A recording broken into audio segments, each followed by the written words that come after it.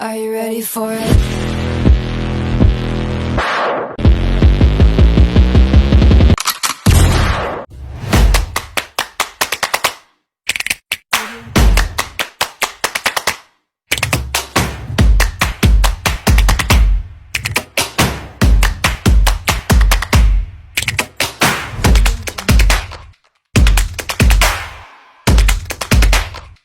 Audio Jungle.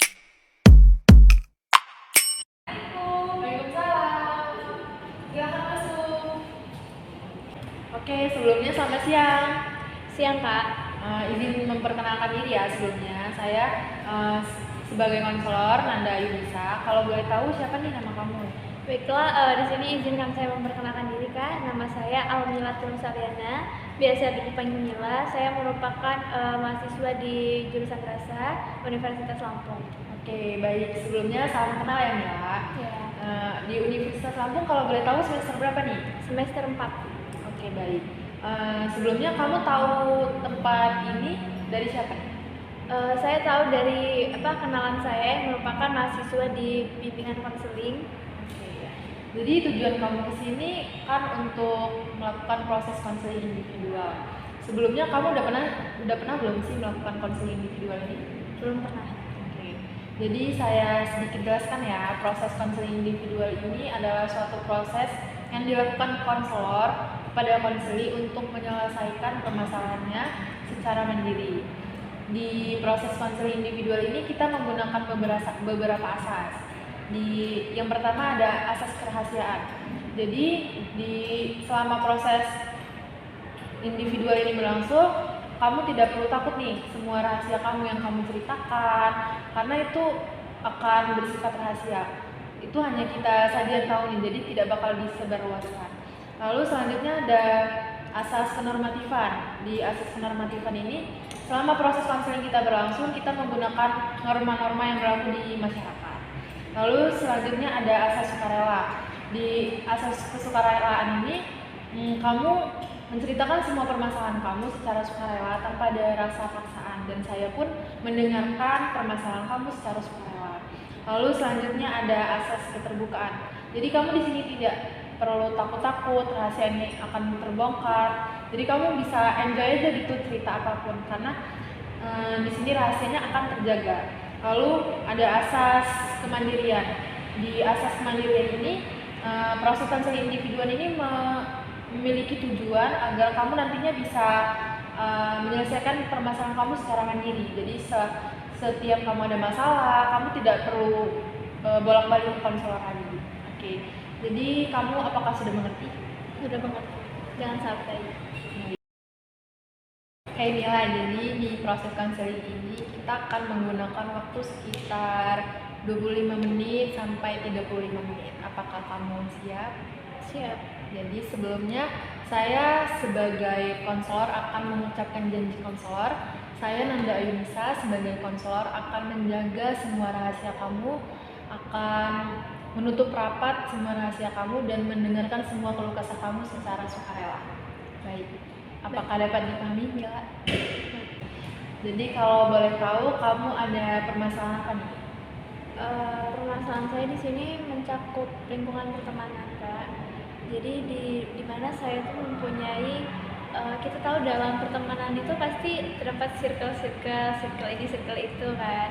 Nah, salah satunya itu juga terjadi dalam lingkungan pertemanan saya. Saya juga mempunyai circle seperti pada umumnya, circle pertemanan.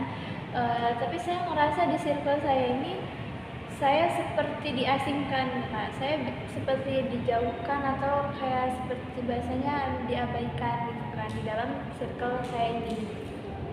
Oke, dari permasalahan kamu ini, tadi kan kamu merasa disingkirkan. Jadi apa ada pikiran yang membuat kamu ke arah yang negatif, seperti kamu bakal mikir ke arah-arah yang seperti nggak mau kuliah lagi atau gimana? Sebenarnya saya juga tuh saya awalnya tuh merasanya enjoy aja sama mereka, sama circle saya ini. Saya ya pada umumnya kita kan kayak temenan kan, seru-seruan, happy bareng gitu kan.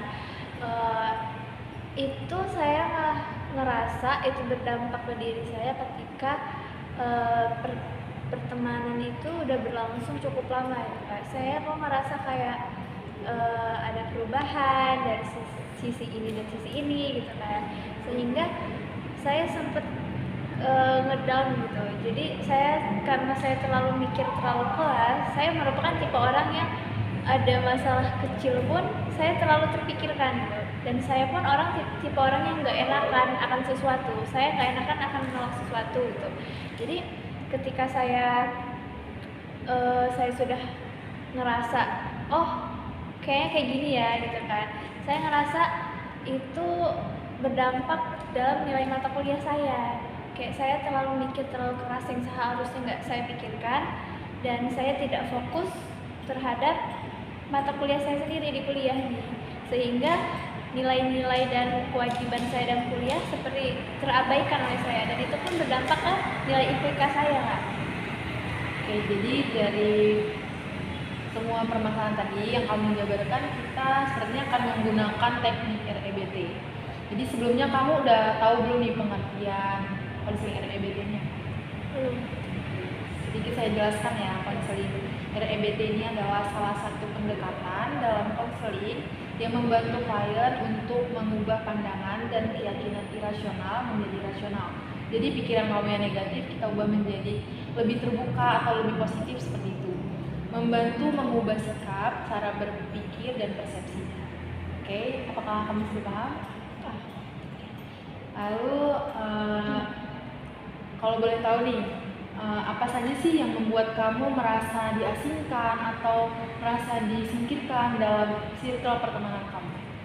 Jadi saya ngerasa ada suatu fase di mana kayak misalkan pasti kita kan ada acara kemana-kemana gitu kan, pasti kita mau main kesini lah, nongkrong kesini, kalau bahasa sekarang pasti kita nongkrong kan.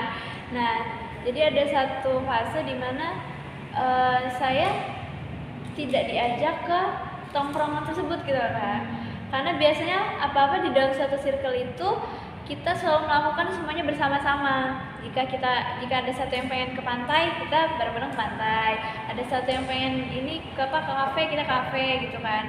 Dan itu saya rasa ajakan itu sejak beberapa terakhir gitu loh Kak, beberapa bulan terakhir, dan itu kayak benar-benar pure nggak ngajak saya gitu. Saya seperti kayak ya udahlah gitu, saya seperti diremehkan gitu kan. Oke, baik. Selanjutnya apa sih yang kamu pikirin tentang personal mereka itu? Apa sih yang kamu pikirin kayaknya dia nggak suka deh sama saya, apa gimana? Nah, saya sempat juga mempunyai pikiran negatif. Jadi dimana awalnya saya mencoba untuk berpikir secara positif kan, mungkin karena saya nggak diajak, mungkin mereka juga sibuk kan. Ketika saya mau ngajak mereka pada ada yang nggak mau kan. Udah saya mikirnya jadi mereka ini mungkin sibuk lagi ngerjain tugas, karena emang posisinya kita juga kan lagi ngerjain tugas. Tapi ketika mereka ada suatu acara kemana, saya ngelihat itu dari postingan di sosmed tuh Kak. Jadi kayak bener-bener saya kan nggak diajak kan, dan itu tuh saya ngerasa saya juga ini diomongin gitu Kak dari belakang kan. Saya ngerasa keburukan yang ada di diri saya itu kayak mereka omongin gitu kan di belakang. Jadi saya ngomongin dari belakang, padahal saya udah ngerasa ini adalah hubungan seperti keluarga sendiri gitu kan, karena saya udah ngerasa nyaman sama pertemanan ini. Terus tiba-tiba ya mereka kayak menjelekkan saya itu kan kayak seperti tertikung atau ditikam dari belakang gitu kan, karena saya udah menganggap mereka ini seperti keluarga gitu kan. Otomatis dimana saya sudah merasa nyaman, dan hal-hal yang sebelumnya pribadi di luar diri saya dan saya munculkan dalam pertemanan ini gitu loh. Harusnya mereka bisa lebih memahami keburukan atau sifat-sifat saya ini gitu Kak. Menurut saya itu seperti itu. Sebelumnya ada nggak sih tindakan kamu yang kayaknya gue ngelakuin salah deh, kayak apa sih, kayak tindakan yang kayak nggak kamu pikirkan, nggak sengaja gitu, yang membuat mereka sakit hati? Kira-kira nih ada nggak? Saya ngerasa saya juga bukan tipe orang atau manusia yang sempurna banget ya kan, karena saya juga ngerasa saya pasti punya kesalahan tanpa saya sengaja ke orang lain gitu. Eh, kalau saya merasa saya tipe orang yang sedikit egois, dan sama satu lagi saya tipe orang yang nyablak gitu kak, ceplas-ceplos, karena saya punya prinsip bahwa dalam hidup itu tegas gitu, nggak menye-menye. Saya nggak suka tipe orang yang menye-menye gitu. Kalau saya nggak suka A, ya saya langsung A-in gitu kan. Kayak kalau saya nggak mau ini, ya saya nggak mau ini gitu kan. Dan dengan kesepakatan saya sendiri gitu kan. Dan itu sisi sifat saya. Sama saya juga kurangnya saya di sini adalah saya orangnya tipe yang terlalu baik dengan orang, nggak enakan. Jadi dari sifat kamu tadi, sebenarnya kamu nih menganggap itu tuh candaan, mungkin mereka aja yang bakar. Candaan seperti apa sih? Kayak yang membuat mereka tuh kayak langsung tersinggung, langsung ngejauhin kamu gitu. Kayak misalkan di kelas saya sendiri gitu kan, di kelas saya sendiri tuh ada satu orang cowok, dimana cowok ini tuh bisa dikatakan bau badan gitu kak. Pastinya kita kalau soal penampilan atau fisik gimana, kita pasti agak merasa kurang kan ya, apalagi terutama lagi di bawah badan gini kan. Dan temen saya ini kan gimana ya, saya bisa tahu dia memang kerasa gitu loh kalau bawah badan, kayak ketika di kelas gitu kan lagi panas terus AC juga mati, otomatis kan bau badan itu kayak menyerempang kemana kan. Saya pernah, karena saya udah nggak tahan lagi gitu kan, saya ngomong sesuatu gitu kan, kayak wih bau banget sih gitu kan, bau banget sih ini gini kan, gini sumpah nih. Dan sebenarnya saya membicarakan suatu fakta, kenyataan. Tujuan saya itu bukannya untuk merendahkan dia atau menyakiti hati orang lain, tapi omongan saya nyablak seperti itu adalah agar mereka bisa lebih berpikir loh kak, untuk mengintrospeksi diri mereka gitu kan, letak kesalahannya di mana gitu kan, daripada saya harus untuk membicarakan keburukan orang lain di belakang orang tersebut. Jadi dari cerita kamu tadi, kan di lingkungan perkuliahan ya. Kalau di lingkungan kayak di sekolah, di rumah, itu kamu merasa kayak gini juga nggak sih? Kayak ngerasa disingkirkan dari circle kamu, apa ngerasa kayak gimana? Nah, kalau selain di perkuliahan, saya pernah pengalaman saya di masa lalu kan, pernah di suatu momen itu saat saya menduduki bangku SMA. Di bangku SMA, otomatis kita tahu lah ya, pasti ya seperti yang saya bilang tadi kan, circle itu kan ada di mana-mana gitu kan. Yang namanya sebuah pertemanan itu pasti ada teman lain atau circle lain di dalam teman tersebut kan. Nah, waktu saya di SMA, saya tuh merasa saya juga tuh kayak, jadi kalau di kelas tuh kayak ada dominan kelompok ini gitu kan, circle ini. Nah, di situ saya merasa kayak circle saya sama circle mereka tuh beda gitu kan. Sedangkan circle saya ini kayak ya udah ini circle saya nih kan, dan itu circle mereka. Circle saya ini bisa dikatakan orang yang biasa-biasa aja gitu, dan itu juga orangnya cuma 4 orang kan, beda dengan circle mereka kan. Circle mereka tuh sampai rame-ramean 7 orangan gitu kan. Saya ngerasanya circle ini tuh, circle yang rame ini nggak suka ke saya gitu kan. Entah saya nggak tahu sukanya itu kenapa gitu kan. Tapi lagi dan lagi saya ngerasanya ini gara-gara masalah cowok kan, gara-gara masalah cowok. Saya juga nggak tahu, mungkin cowok di kelas gitu kan. Saya juga nggak tahu kenapa kok bisa jadi saya yang jadi korbannya gitu kan.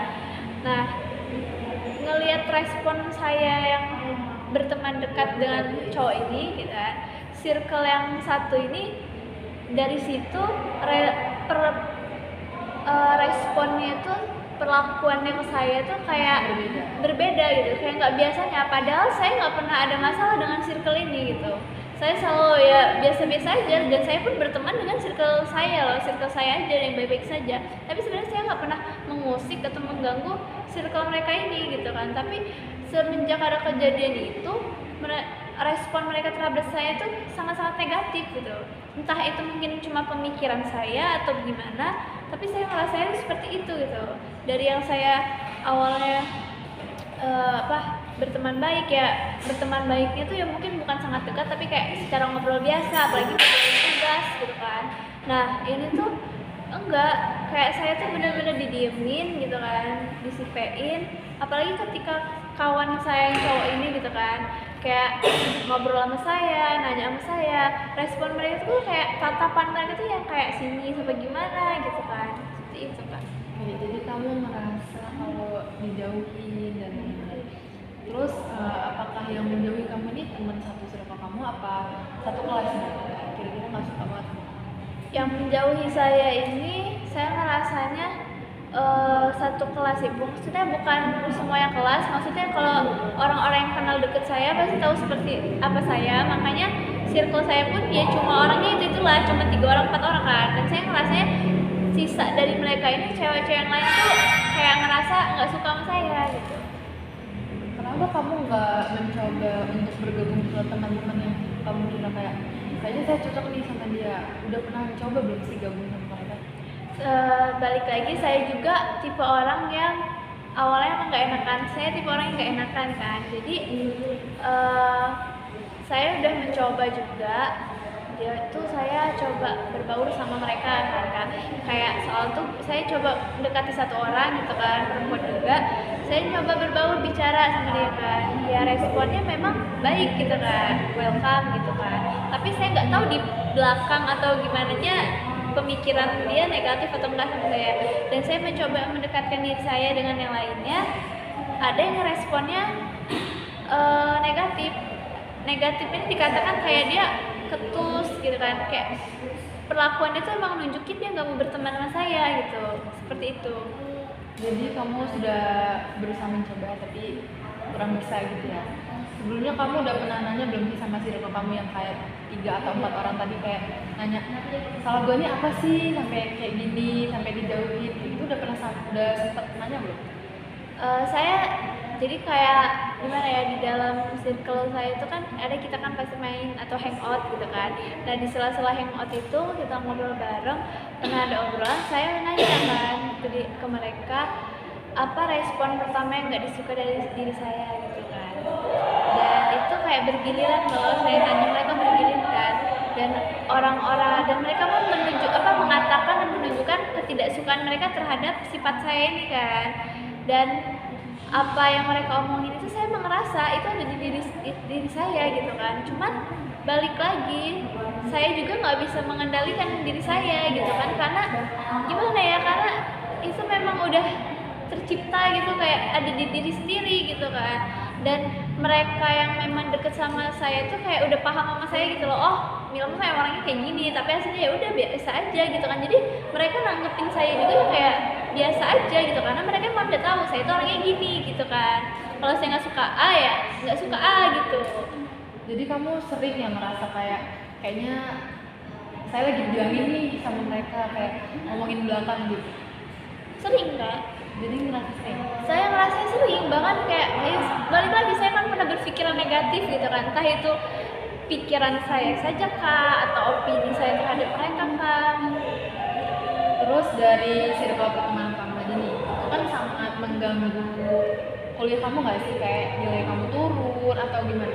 Apa kamu jadi malah males berangkat kuliah apa gimana? Nah,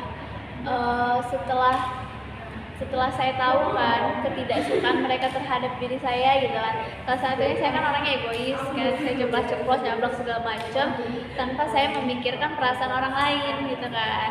Nah, memang yang lain juga tahu kalau karakter di diri saya itu seperti itu, tapi lambat laun beberapa bulan saya awalnya tuh terlalu memikirkan gitu kan, saya tipe orang yang terlalu memikirkan sesuatu yang harusnya tidak dipikirkan gitu kan, jadi saya kebawa arus, jadi saya kayak terlalu mikir kayak di kelas gitu kan, di kelas saya ngeliat circle saya nih kan, misalkan kami lagi marah-marahan, lagi berantem, kayak sebenarnya saya tuh pengen loh ngomong sama dia loh, pengen loh kita temenan kayak dulu loh gitu kan, di kelas tuh kayak mau nyapa aja tuh susah, karena balik lagi semuanya pada berperan pada gengsinya masing-masing, saya gengsi dan dia pun gengsi kan. Nah di situ saya tuh kayak ya udah, saya mencoba untuk memahami dari kuliah segala macem di kelas itu kan, tapi balik lagi pikiran saya di mana, jiwa raga saya di mana gitu kan, jadi itu yang membuat saya tidak fokus, dan karena itu udah dilakukan dalam masa jangka waktu yang lama, dan saya pun seperti tidak ada perubahan. Lalu kemudian pada akhirnya saya ngerasa kok ini berdampak ya ke nilai-nilai di mata kuliah saya gitu kan. Kayak kewajiban yang harusnya saya lakuin saya terlalu memikirkan ke ranah yang lain gitu. Dan akhirnya itu saya rasa ketika saat pengumuman hasil IPK keluar, dan di situ saya sangat menyesal dimana kayak nilai IPK saya semester dulu dengan semester yang sekarang itu sangat berbanding terbalik. Jadi kayak jangkanya tuh berbanding terbalik gitu. Dimana dulu masa dulu saya ceria, saya semangat dalam belajar, dan di masa yang sekarang saya seperti nggak semangat gitu kan, karena ya nggak tahu, kayak nggak ada motivasi aja gitu kan. Ya udah gitu, mengikuti alur hidup aja gitu kan. Tadi kan kamu bilang nih sampai IPK kamu turun jadi males kuliah, ada nggak sih dampak yang berpengaruh di kuliah kamu? Ada, karena saya sempat terpikirkan untuk berhenti kuliah. Kayak saya ngerasa saya nggak punya semangat dalam menjalani perkuliahan ini gitu kan. Kayak saya lebih merasa saya mengikuti alur hidup gitu. Jadi suatu fase dimana saya kayak ya ngerasa saya di situ-situ aja gitu kan, nggak ada perubahan gitu kan. Padahal kan kayak udah sejalan 4 semester gitu. Padahal dari diri saya tuh pengen ada perubahan gitu kan, yang lebih baik lagi ke depannya. Jadi kan kamu mikir sampai mau berhenti kuliah nih. Emang itu udah termasuk pilihan kamu yang tepat apa gimana? Kalau diri saya ngerasa kurang tepat banget, bahkan sangat-sangat nggak tepat. Terus ada nggak sih dari kamu, kan tadi mau berhenti kuliah, ada nggak sih kira-kira ya dampak kayak yang berpengaruh di adik kamu atau kerugian yang bakal dialami oleh keluarga kamu gitu? Kerugian materi sih Kak sebenarnya ada, karena kayak saat saya mikir saya mau berhenti kuliah itu kan posisi saya di mana masa-masa saya lagi kacau, di mana masa-masa saya down banget kan. Di situ saya ngerasa kayak saya capek gitu kan, udah capek menjalani hidup, terus capek nggak ada semangat untuk berkuliah, menimba ilmu. Dan situ posisinya saya ngerasa kalau saya berhenti di saat itu juga, itu pasti ada pihak yang sangat dirugikan, yaitu orang tua gitu kan. Bahkan saya seperti udah difasilitasi oleh orang tua kan dengan perkuliahan ini kan. Apalagi kayak kita tahu kuliah ini kan nggak memakan uang yang sangat banyak. Maksudnya dalam kuliah ini kan biaya dan segala macam itu kan otomatis kayak saya juga kan mesti ditanggung orang tua. Jadi saat saya mikir saya mau berhenti di saat itu juga, pasti ada orang tua yang sudah capek bekerja, rela nyari uang kesana kesini demi perkuliahan anaknya gitu kan. Terus sampai saya masa tiba-tiba mau berhenti kuliah gitu kan, cuman karena masalah circle dalam pertemanan ini gitu kan, yang itu dinyatain sebenarnya kayak sepele gitu kan. Gimana kalau kita bisa ngadepinnya gitu kan. Jadi kamu sebenarnya sudah berpikir ya dampak-dampak dari berhenti kuliah itu apa? Dari segi kerugian nih, bisa nggak dari segi kerugian itu, kerugian seperti apa sih yang paling dirugikan ya? Apa dari adik kamu nanti jadi kayak ngikutin kamu, jadi nggak bisa kuliah lagi atau gimana? Jadi kerugian yang saya pikirkan saat itu kan, saya juga nggak mau egois sama diri saya sendiri, nggak mau egois sama orang tua saya, adik saya, dan orang lain juga kan. Jadi saya saat itu mungkin dapat pencerahan juga, dimana saya adalah posisinya anak pertama, beban orang tua yang pertama gitu kan, patokan masa depan orang tua itu semuanya ada di tangan saya gitu loh. Harapan-harapan yang besar pada orang tua itu ada di saya gitu kan, dimana juga saya kelak akan menjadi contoh bagi adik-adik saya. Kayak saya mikir saat itu juga saya berhenti kan, daripada saya kuliah apa mending saya cari kerjaan gitu kan. Kayak saya kuliah aja gini-gini terus nggak ada perubahan segala macam. Saya sempat memikir nyari kerjaan, kalau kita kerja kan enak gitu kan, kita kerja dapat uang gini kan. Saat itu saya mikirnya seperti itu kan. Dan dan saya juga nggak akan terpikirkan soal pertemanan dan segala macam gitu kan. Jadi saya mikirnya saya kayak pengen kerja gitu kan. Tapi balik lagi setelah saya renungkan, saya merupakan harapan pertama orang tua gitu kan, dimana beban pundak saya tuh lebih besar, gimana eh, orang tua menaruh kepercayaan yang besar ke saya gitu. Kalau saat itu saya berhenti saat itu juga, otomatis saya seperti mengecewakan harapan orang tua itu pada diri saya kak. Jadi sedangkan di bawah saya itu kan ada adik-adik saya yang dimana juga saya menjadi contoh atau teladan bagi mereka. Jadi kalau boleh tahu nih, ada nggak sih kegiatan atau hal yang bakal kamu lakuin biar kamu nggak stres lagi, biar ngilangin stres kamu? Ada nggak sih hal kayak nyanyi atau nonton film gitu? Kalau itu saya juga manusia biasa kan, saya juga perlu menghilangkan stres atau juga saya perlu healing kan. Salah satu yang cara saya lakuin itu adalah dengan cara healing bersama diri saya sendiri tanpa orang lain. Kayak kalau bahasanya kita sekarang ini kita me time kan, me time kemana kan. Nah hal itu yang saya terapkan dalam diri saya. Jadi saya ngerasa mental saya lebih utama loh dibanding permasalahan di diri saya atau permasalahan pertemanan gitu kan.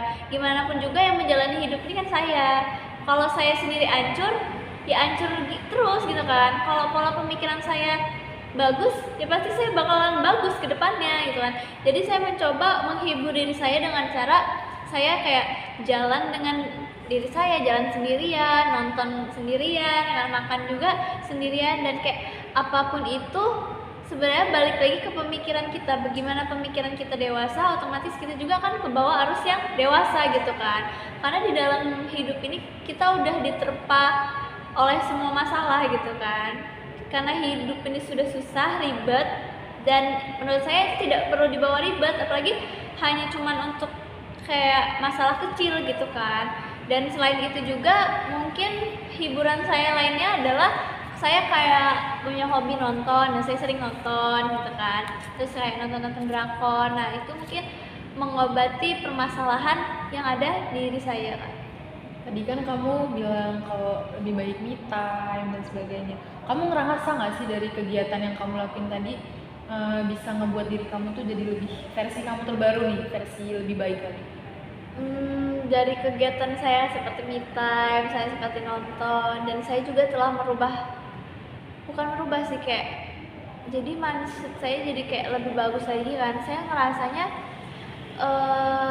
kalau bukan diri kita siapa lagi gitu yang menolong. Sedangkan temen juga dalam hidup ini nggak mungkin ada yang nolong kecuali kalau kita sama saling menguntungkan. Dalam pertemanan kan seperti itu kan, apalagi dalam seperti yang disebut dalam simbiosis mutualisme, jadi saling menguntungkan gitu kan. Jadi jika kita ada masalah, siapa lagi kalau yang nolong bukan diri kita kan. Jadi saya merasa dari hal-hal yang saya lakuin dan saya mencoba menjauhi orang-orang yang seperti toksik segala macam, saya ngerasa ya itu bisa mengobati diri saya menjadi contoh atau teladan diri yang lebih baik lagi ke depannya. Walaupun saya ngerasa saya mungkin nggak akan cukup baik banget gitu ke orang lain. Oke, baik. Jadi kamu sudah mulai terbuka nih pikirannya gimana cara kamu ngilangin stres kamu dengan cara me time, membahagiain diri kamu sendiri, kayak gitu kan. Terus dari sesi konseling ini nih, apa sih tujuan yang ingin kamu capai setelah kita melakukan sesi konseling ini? Tujuan yang saya ingin capai adalah hal yang paling utama adalah saya ingin punya semangat atau motivasi dalam hidup. Yang kedua, saya ingin ini memang kesalahan fatal dari diri saya sendiri gitu kan. Saya ingin memperbaiki nilai atau IPK saya yang sebelumnya sudah hancur. Terus yang ketiga, saya ingin mencari ketenangan hidup gitu kan. Karena ya saya terlalu memikirkan hal yang gak seharusnya dipikirkan gitu. Terus yang keempat, saya ingin mencari sebuah pertemanan yang sehat gitu kan. Karena saya ngerasa saya juga sama-sama buruk dalam pertemanan gitu kan. Jadi di sini adalah lebih baik belajar dari kesalahan yang sebelumnya gitu. Jadi saya ingin mencari pertemanan yang lebih sehat. Jadi nggak mau bahasanya, saya nggak mau main sama ini terus gitu kan, nggak mau main sama yang ini gitu kan. Saya mau mencoba berpikir yang tadinya saya pikir buruk, saya pengen ngerasa itu menjadi baik gitu Kak. Jadi saya ingin mencari pertemanan yang sehat. Terus yang kelima, saya ingin menghadirkan diri saya versi yang berbeda atau versi yang lebih baik lagi ke depannya itu Kak. Oke, nah jadi benar nih Mila, tadi kan kita melakukan konseling REBT. Konseling REBT ini emang tujuannya untuk mengubah pikiran kamu yang irasional menjadi rasional. Dari yang kamu tadi mikirin kalau bakal berhenti kuliah karena nggak ada teman, merasa tersingkirkan, mungkin itu kan cuman gimana ya, perasaan kamu aja nih. Bisa jadi kamu bisa lebih introspeksi diri, terus kamu bisa gimana sih, ngebuat diri kamu jadi lebih baik nih, biar circle kamu jadi suka sama kamu. Terus dari konseling REBT ini kan mengubah sikap dan cara berpikir dan persepsi. Jadi kamu bisa dari mikir berhenti kuliah, kamu lebih mikirin orang tua, dampaknya gimana, adik-adik kamu gimana. Terus pokoknya pikiran kamu jadi lebih positif lagi nih. Terus setelah kamu melakukan proses konseling ini, ada nggak sih yang kamu mau sampaikan kepada saya sebagai konselornya? Pastinya yang paling pertama saya pengen mengucapkan banyak-banyak terima kasih gitu kan, karena dimana ngebuat diri kamu jadi lebih baik nih, biar circle kamu jadi suka sama kamu. Terus dari konseling REBT ini kan mengubah sikap dan cara berpikir dan persepsi. Jadi kamu bisa dari mikir berhenti kuliah, kamu lebih mikirin orang tua, dampaknya gimana, adik-adik kamu gimana. Terus pokoknya pikiran kamu jadi lebih positif lagi nih. Terus setelah kamu melakukan proses konseling ini, ada nggak sih yang kamu mau sampaikan kepada saya sebagai konselornya? Pastinya yang paling pertama saya pengen mengucapkan banyak-banyak terima kasih gitu kan, karena dimana di sini saya kayak ngerasa saya satu beban saya seperti terselesaikan gitu, atau terangkat. Dimana saya orang yang terlalu pemikiran berat dan terlalu nggak enakan, saya menjadi kayak semua beban itu kayak keluar gitu kan. Saya mengucapkan terima kasih yang banyak gitu kan. Terus saya juga pengennya kedepannya setelah saya melakukan sesi konseling ini, saya pengen menghadirkan diri saya yang versi yang berbeda gitu kan, menghadirkan pola pemikiran saya yang berbeda. Yang tadinya pemikiran buruk, saya ingin mempunyai pemikiran yang positif, yang tadinya negatif menjadi positif. Saya pengen seperti itu, intinya menghadirkan versi diri saya yang menjadi lebih positif. Dan kemudian saya juga jadi termotivasi gitu loh, dalam semangat untuk berkuliah, apalagi ada orang tua yang harus saya angkat derajatnya kan. Dan saya ngerasa ya, saya sekali lagi mengucapkan banyak-banyak terima kasih terhadap sesi konseling ini. Oke, baik Mila. Sebelumnya saya ucapkan terima kasih juga, kamu bisa cerita semuanya secara terbuka, secara sukarela, tanpa ada rasa ditutup-tutupi. Karena di sini juga kan kita seperti asas tadi, ada asas rahasia, karena semua permasalahan kamu akan selalu terjaga dan tidak akan disebarluaskan. Lalu sepertinya sudah sekitar 35 menit sesi konseling kita. Kalau kamu besok-besok ada masalah lagi nih, kamu bisa menghubungi saya sebagai konselor, atau silakan aja datang ke tempat saya seperti ini. Baik. Oke, jadi kita akhiri saja proses konseling ini. Jika banyak kesalahan, saya mohon maaf dari proses konseling ini. Lalu saya ucapkan terima kasih kepada kamu yang sudah bercerita secara sukarela, secara terbuka. Semoga kamu dapat menemukan versi terbaik kamu. Makasih banget Kak sarannya. Ya, terima kasih ya Dia.